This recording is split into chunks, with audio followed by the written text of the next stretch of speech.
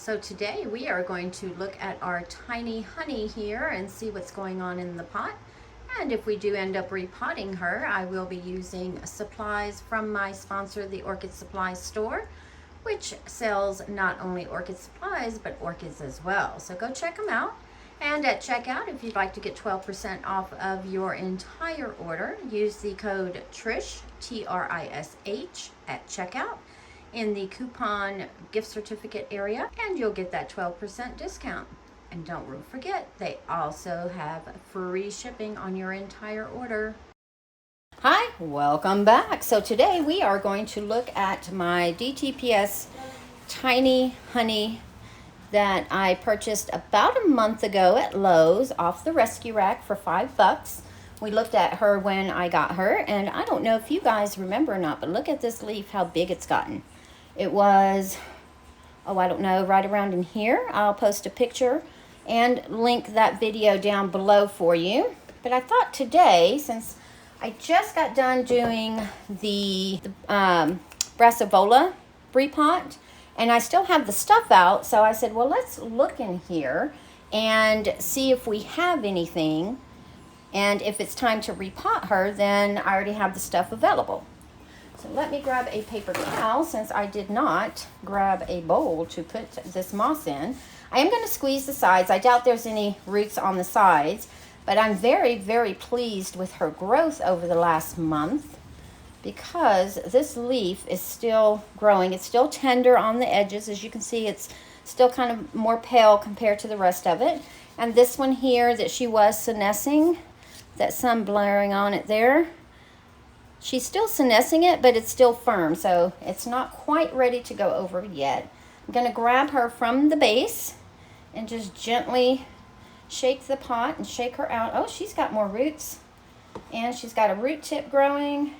You know what? Let's just use this pot and put as much of this in here as possible. I watered her, and that's what made me think about it, because I've been letting the media dry out almost to dampness, where she's almost dry because she is in this moss. But oh, she looks great. And we do have some new roots popping out here. Give me 1 second. Let me clean her off just a little bit.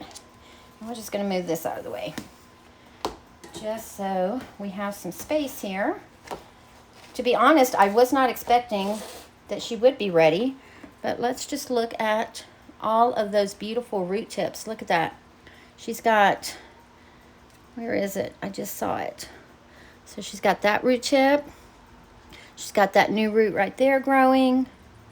And then she's got a new root right down in here. And then she's branching off of this older one here. You can see that root tip right there, maybe in the sun. But yeah, she looks great. So I guess we will just pick out as much of this old moss as possible, and I will also take off any old roots, and then let's get her into her new home. All right, let's see. I do have the window open, so if you hear cars driving by, random music coming through, I haven't figured out how to edit that out yet, but I'm working on it, so once I figure it out, we won't hear it. But for now this one here is nice and firm here, and then it's nice and firm here. But if you look right here, this right here is old and wet and coming off. So what I'm going to do is lay her down so I can use 2 hands, and I'm going to start from where it is starting to get healthy again, and just take that old velamen off, because the root itself, if we look at it, the root itself is still fairly green. There are some little dry spots, but it's fairly green. And I am going to leave as much of this on as possible. Do have my fiskars ready for such things as this blackened one right here, and they have been sterilized since I did the Brassavola, so she's not getting bad juju from other things. But I believe that is all I'm going to cut off of her at the moment. And then she's got another little root right here that has some bad velamen on it that I am going to take off, but leave the rest of it on there. All right, let's just spray her down with some hydrogen peroxide. And I'm very pleased with the way she has progressed in a month. Her leaf she came with that was growing is still extending.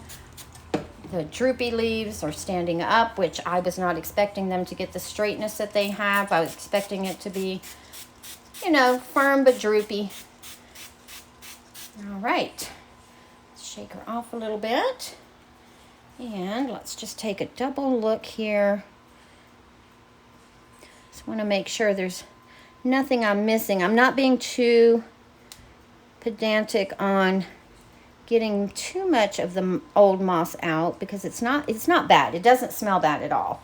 When it's dry, it has a nice fresh look to it. So she might have been in here for a while. It did not have the seedling plug, so I'm going to assume that she was repotted prior to being shipped out to Lowe's, or shipped to whoever bought her and then sold her to Lowe's. Now she does have quite a few kinks in a lot of these, but again, normally if she had a healthier root system, I would just cut the kinks off and let them extend. But as she is kind of limited, and there's that beautiful root tip I was showing you guys earlier, I am going to just leave that in there. And then the next time we repot her, then we'll clean her up.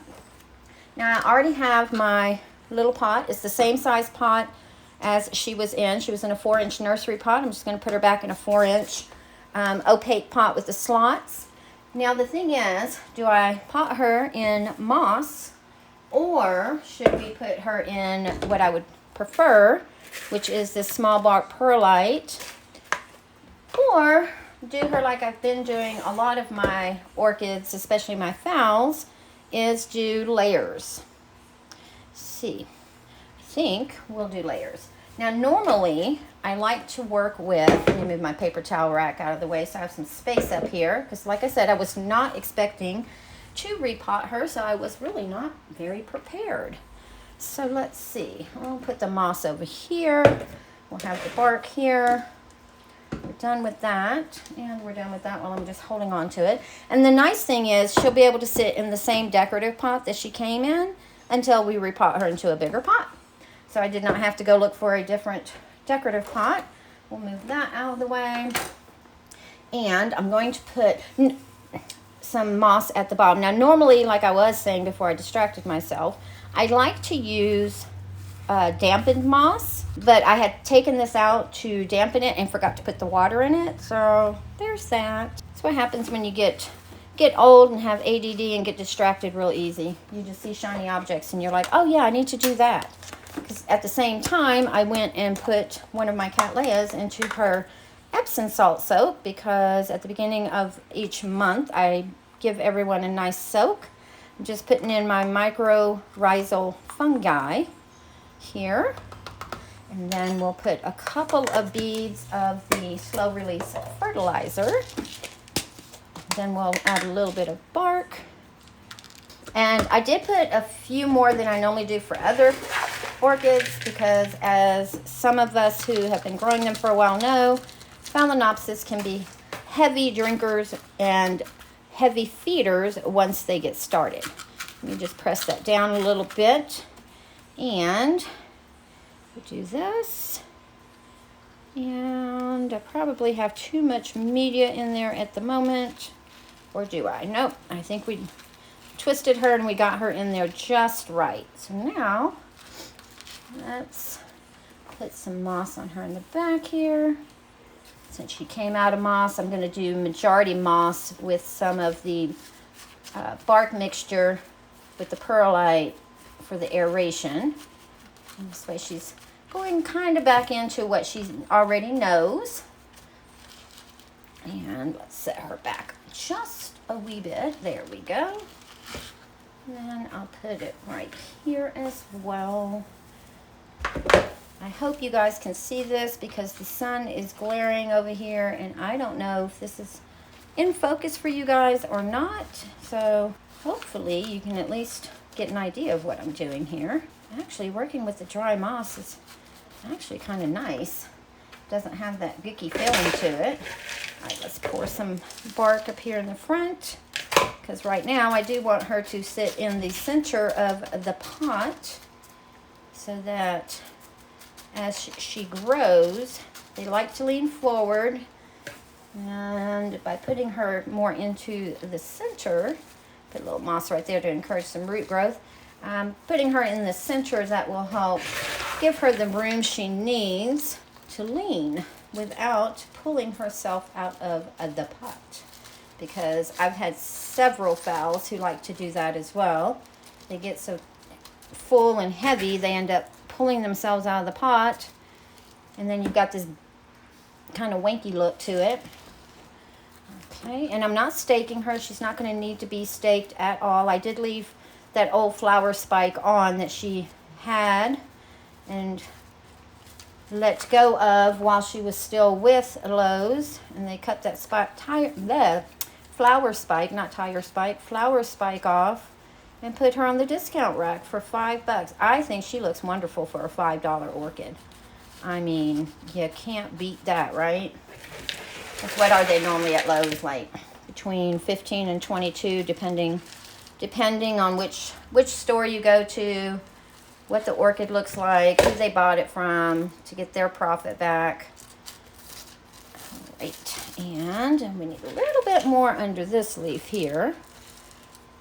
There she is, all beautifully potted up, and I expect her to continue just flourishing.